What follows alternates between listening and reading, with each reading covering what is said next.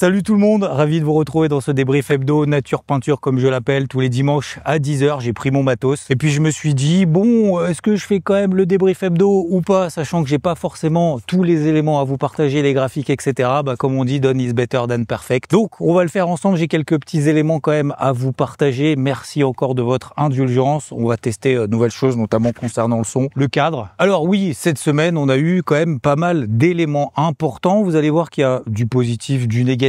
On va commencer tout de suite avec le positif. La deuxième estimation du PIB aux États-Unis était un peu moins pire, on va le dire comme ça, que ce qui était finalement publié lors de la première estimation, moins 0,2% finalement sur la deuxième estimation. La première, on était à moins 0,3%.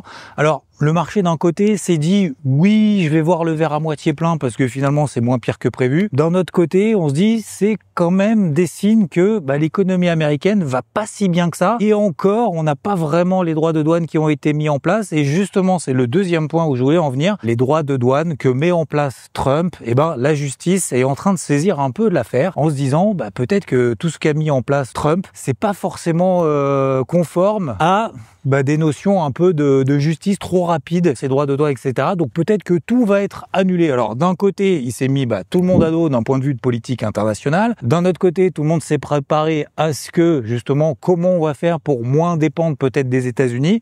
Et d'un autre côté aussi, se dire que tout ce que voulait mettre en place Trump, sa stratégie, et d'ailleurs, à ce propos, il y a Elon Musk qui s'est un petit peu fâché avec Trump en se disant l'objectif c'était justement de réduire les dépenses, d'augmenter notamment les revenus. C'est en train d'être remis en cause avec cette notion d'endettement qui va être très important au cours de ces prochains mois et je vais même aller au-delà de ces prochaines années puisqu'on a un endettement par rapport au PIB qui est en train d'augmenter de manière assez considérable, ce qui fait progresser les taux d'intérêt, ça je vous en avais déjà parlé, et ces taux d'intérêt sont vraiment super importants parce que lorsqu'il y a la dette qui justement doit être refinancée, lorsque les taux d'intérêt augmentent, on se refinance à des taux d'intérêt beaucoup plus hauts, donc on a des coûts d'emprunt, des intérêts qui augmentent, ça fait encore augmenter encore un peu plus la dette, ce qui risque d'être problématique à terme. C'est ce qu'on est en train de voir aussi au Japon. Alors, c'est des petits signaux d'alerte, c'est pas encore forcément ultra gravissime, comme je l'ai déjà rappelé, mais voilà, ce sont des choses quand même à prendre en considération et que le marché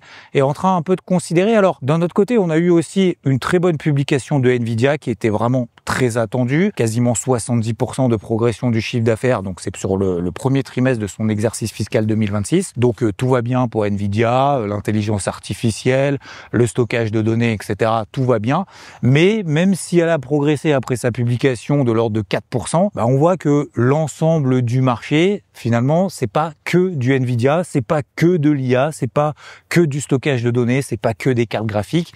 Donc oui, tout va bien pour Nvidia, mais on sent que le marché est en train peut-être de se poser des questions, au-delà de l'aspect de valorisation, de se poser aussi des questions de est-ce que ça fait tout finalement, est-ce que ça fait l'ensemble du marché, etc.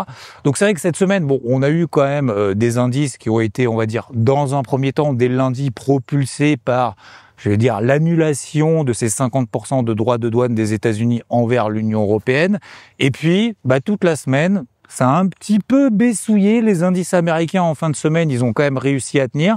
On a eu des dégradations, ce que j'appelle de polarité, de zones clés sous lesquelles les indices ont commencé à s'installer. Et en fin de semaine, on a eu ce chiffre d'inflation, le PCE, donc c'est l'indice d'inflation mieux pondéré que le CPI ressorti 15 jours plus tôt, qui a été complètement conforme aux attentes.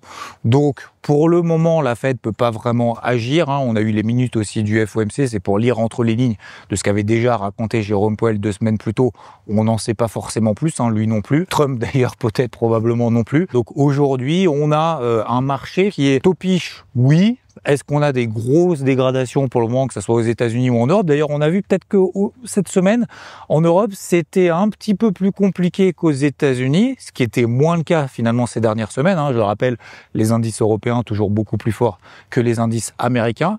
Mais on a vu cette semaine, au-delà du DAX, qui est sous un gros niveau de résistance hebdomadaire. Je vous le partagerai tout au long de cette semaine avec des graphiques, puisque là aujourd'hui je les ai pas. Mais si on regarde par exemple le CAC, on traîne toujours autour des 7800 points.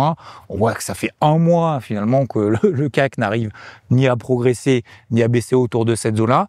Donc je suis pas vraiment emballé aujourd'hui et par prendre des nouvelles initiatives dans une optique de swing. Vous savez, notamment sur le CAC, je travaille beaucoup en swing trading, donc pour accompagner des flux, des signaux de marché ou des flux de marché qu'on peut avoir sur plusieurs jours, on voit aujourd'hui que le marché va 2 jours dans un sens, les 2 jours suivants, il va dans l'autre sens, que ça soit à la hausse ou à la baisse. Donc cette semaine, oui, c'est positif.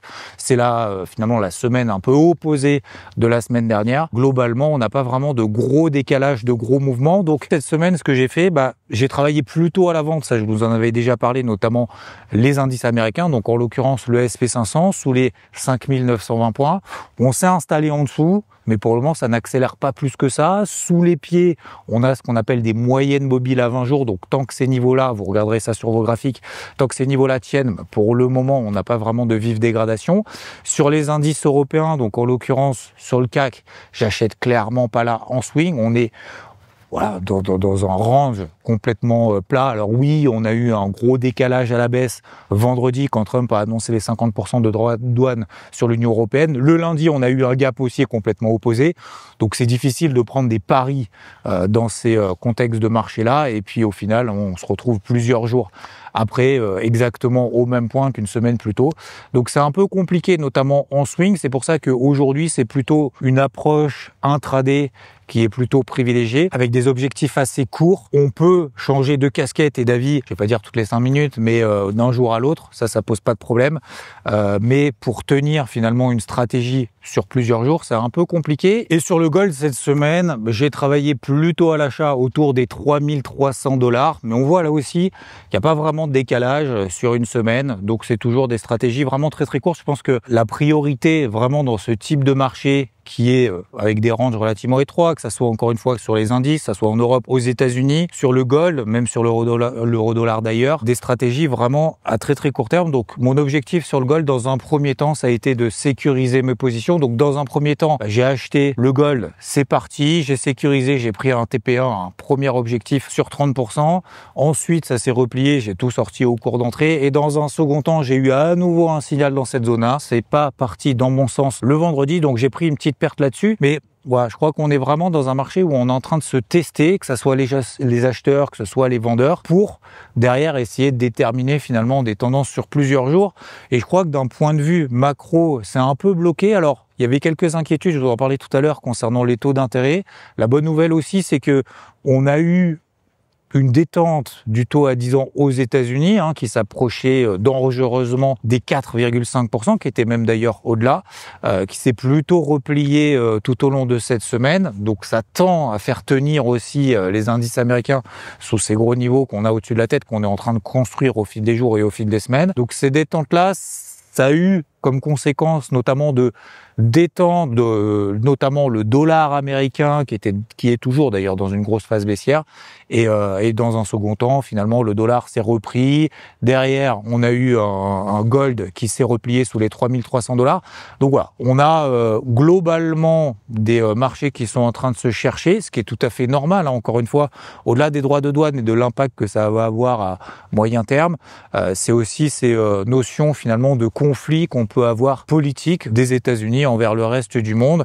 Et encore une fois, même si on a des publications d'entreprises qui sont plutôt bonnes, alors ça correspond au passé, ça on le sait, et des perspectives qui sont un petit peu entachées par toutes ces notions d'incertitude. Et l'incertitude, ça on sait très bien que les marchés n'aiment pas. Donc oui, ça reste positif, ça reste haussier sur l'ensemble des marchés, que ce soit aux États-Unis, que ce soit en Europe, ou même d'ailleurs le Nikkei qui est en train de se reprendre malgré le fait qu'on ait des taux d'intérêt au Japon qui sont un petit peu tendus. À chaque fois qu'on a des adjudications, elles sont pas aussi bien souscrites que ces dernières années. Ça tient globalement. Sur les cryptos, c'est un petit peu plus touchy en fin de semaine et notamment dans le début de ce week-end. On est toujours sur Total 3, vous savez, sur une grosse phase de latérisation. Tant que le Bitcoin passe pas sous les 102 000, 100 000 $, on est toujours dans des dynamiques très haussières, même à court terme. Sur l'Ether, c'est plutôt les 2400 $. On voit qu'il tient très bien toujours ces niveaux-là.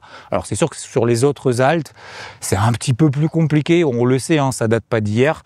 Ça fait un moment que c'est quand même très compliqué. Pour autant, je reste globalement exposé en gestion active à plus de 50%. Mais c'est vrai que j'ai considérablement réduit la voilure. J'étais à plus de 80% investi quand on était dans le trou pour justement se dire si demain on a un petit bâton dans les roues de cette tendance qui reste pour autant haussière. On voit qu'il y a une accalmie globale. Soit on est vraiment très patient et on se dit bon, on verra le prochain flux qu'on a et une news entre guillemets qui est un petit peu plus impactante en termes de flux sur plusieurs jours, que ça soit positive ou négative. Mais je pense que s'alléger, comme on l'avait fait, je vous en avais déjà parlé sur le marché action, comme on l'a fait sur le marché crypto, et on essaye de travailler sur des stratégies vraiment très courtes sur les indices, notamment, même sur le gold par exemple. On est toujours finalement dans cet attentisme global. Alors peut-être que la semaine prochaine, ça se décantera un petit peu plus. On a la Banque Centrale Européenne qui va s'exprimer. Bon, je sais pas trop ce qu'elle va dire de plus finalement que ce qu'on ne sait déjà, c'est-à-dire pas grand-chose. Et puis on aura aussi le NFI, donc ça c'est les chiffres d'emploi aux États-Unis. Ça c'est très important pour les marchés pour anticiper la politique monétaire de la Réserve fédérale américaine, où le marché anticipe toujours entre 2 voire peut-être 3 baisses des taux d'ici la fin de l'année, c'est pas forcément sûr. Aujourd'hui, on a vu que les chiffres d'inflation finalement aux États-Unis étaient plutôt conformes, donc ça met pas, on va dire, une cartouche supplémentaire en se disant bon, c'est sûr que la Fed va baisser ses taux prochainement. Pour le moment, elle préfère patienter et c'est vrai que les chiffres pour le moment vont dans ce sens-là. Voilà, messieurs dames, pour ce déblayage un petit peu nature peinture avec ce paysage autour de moi. Merci encore en tout cas de votre indulgence, merci pour vos pouces, merci de votre soutien. Vous êtes de plus en plus nombreux sur cette chaîne, on est plus de 50 000 aujourd'hui, même plus de 54 000 je crois. Bienvenue à ceux qui nous rejoignent. Mardi, je vous rappelle, tous les mardis, je fais un live sur Twitch qui permet d'échanger, de partager ensemble. Et ben mardi prochain, donc ce mardi 3 juin, je ne serai probablement pas tout seul. Donc je vous y attends. Vous avez tous les liens dans la description de cette vidéo. On se retrouve très très vite. Alors j'ai probablement oublié de vous dire 2-3 trucs. Vous voyez, j'ai pas de notes. Je suis là comme ça au soleil. J'espère ne pas trop cramer d'ailleurs un petit peu. En tout cas, je vous dis à très très vite. Merci à toutes et à tous. Bise. Ciao.